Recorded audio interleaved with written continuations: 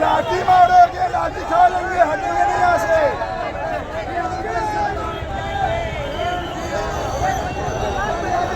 Hello, सर्व आंदोलन जे या ठिकाणी बसलेले आहेत त्यांनी सगळ्यांनी व्हिडिओ चालू करा, पोलिसांनी व्हिडिओ चालू करा।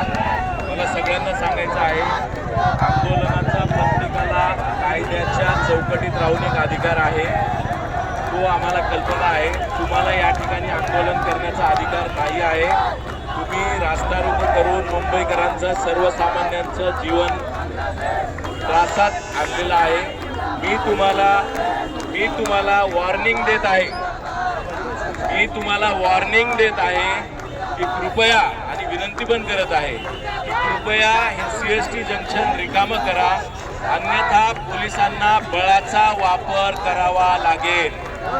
ठीक आहे, मी पुन्हा तुम्हाला विनंती करतोय की हे आंदोलन पूर्णपणे बेकायदेशीर आहे, तुमचा जमाव बेकायदेशीर आहे। काल तुमच्या आंदोलनाला तुम्हाला ज्या ठिकाणी परमिशन मागितली होती त्या ठिकाणी देण्यात आली नव्हती, तशी नोटीस सुद्धा देण्यात आली होती, आणि हे तुम्हाला आम्ही वारंवार सांगितलेलं आहे। मी पुन्हा तुम्हाला विनंती करतोय आणि मी तुम्हाला वॉर्निंग देत आहे की जर तुम्ही या ठिकाणावरनं उठले नाही तर आम्हाला बळाचा वापर करावा लागेल। मी पुन्हा रेकॉर्डवर घ्या, सगळ्यांनी पुन्हा रेकॉर्डवर घ्या। मी सगळ्यांना विनंती करत आहे आणि वॉर्निंग देत आहे, पुढच्या काही वेळात जर तुम्ही या ठिकाणावरनं उठले नाही तर मुंबई पोलीस म्हणून मला बळाचा वापर दुर्दैवाने, नाईलाजाने करावा लागेल। मी पुन्हा सांगतोय, पोलिसांनी सहकार्य म्हणजे तुम्ही CST जंक्शन जाम करणे आणि सहकार्य मागणे याला सहकार्य म्हणत नाहीत।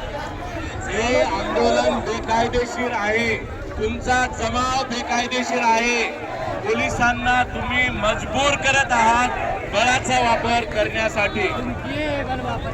मी सांगतोय हे आंदोलन चुकीचं आहे, सामान्य लोकांचं आयुष्य तुम्ही वेठीस धरत आहात, आणि त्यामुळे मी पुन्हा तुम्हाला विनंती करतोय आणि तुम्हाला वॉर्निंग देत आहे की इथून बाजूला व्हा।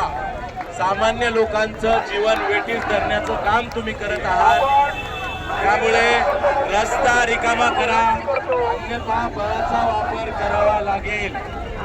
पुन्हा सांगतोय, आणि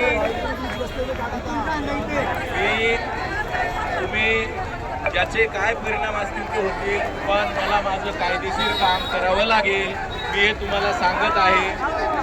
आमचं पोलीस म्हणून तुमच्याशी काही वेळ नाही आहे, पण आम्हाला जे कायदा सुव्यवस्था, सर्वसामान्यांचं जीवन सोयीस्कर ठेवणं गरजेचं आहे, ते कर्तव्य पार पाडण्यासाठी जे करावं लागेल ते